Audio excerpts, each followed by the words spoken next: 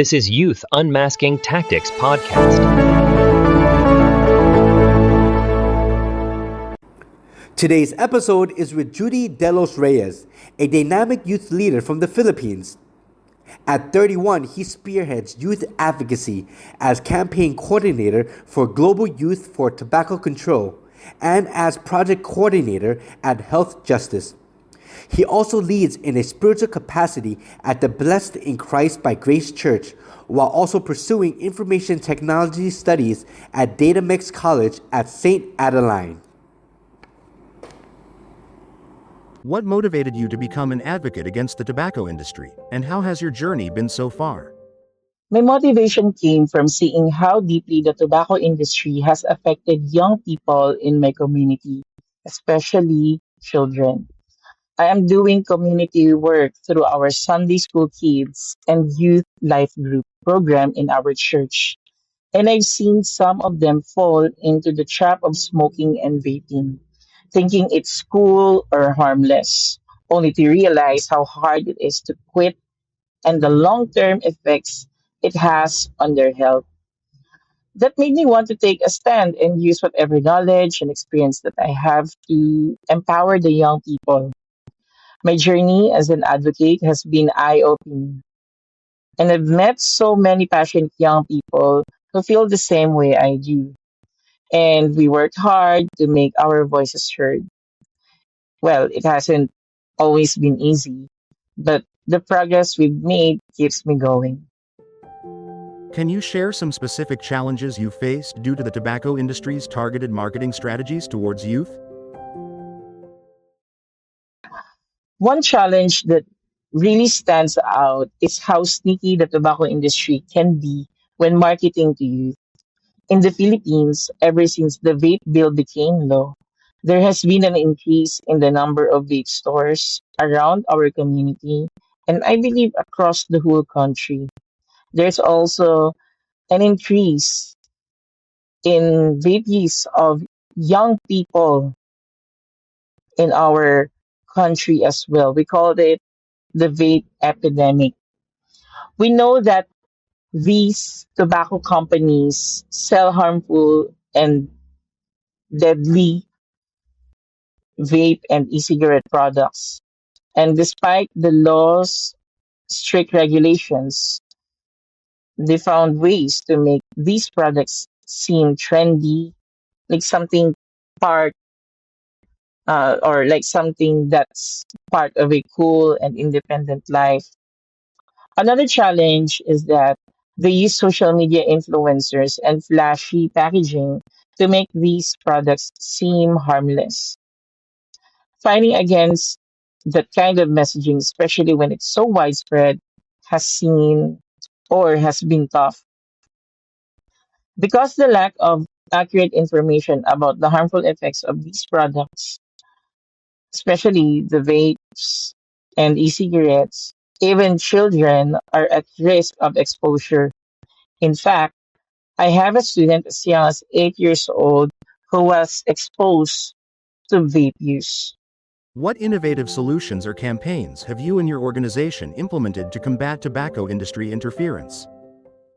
One of the key strategies my organization has implemented is using the same tools the tobacco industry relies on, like social media, but flipping the narrative. As part of the Global Youth for Tobacco Control campaign team, we run social media campaigns that expose the manipulation behind the industry's cool image. We share the real health impacts of smoking and vaping.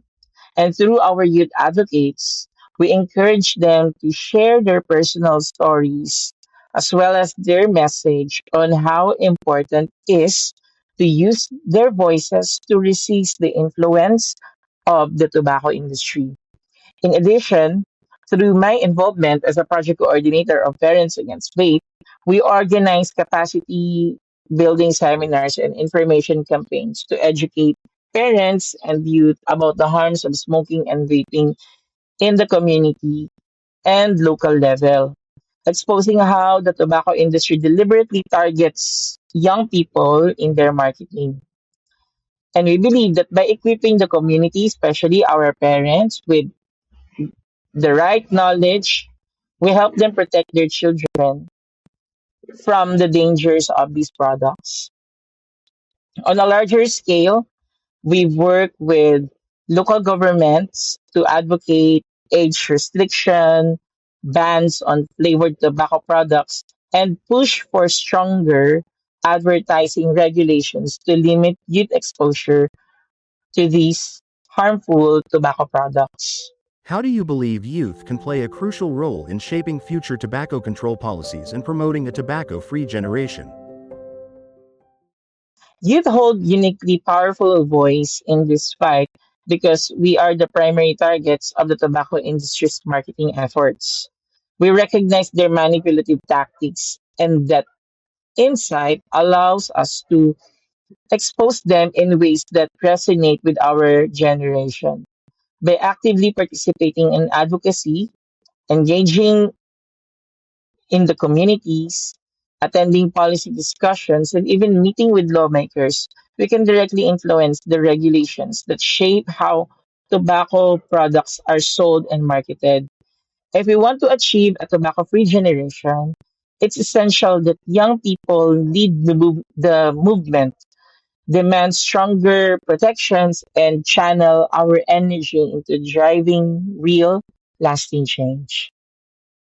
What is your call to action for other young people, government officials, and civil society organizations in the fight against tobacco industry interference? To young people, get involved. Don't let the industry decide your future. I say it again. Don't let the industry decide your future. Every voice counts, and when we come together, we can create the change we need. The government officials, listen to youth, prioritize their health and well being. We need stronger policies to protect our generation from the industry's harmful strategies. Finally, to civil society organizations, continue the fight.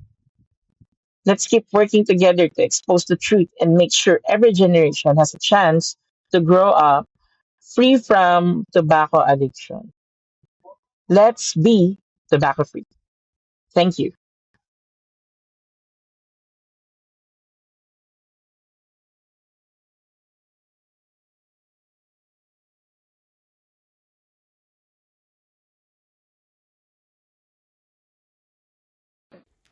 Thanks for tuning in to the Youth Unmasking Tactics podcast. Today's stories remind us of the power of youth in the fight against tobacco industry.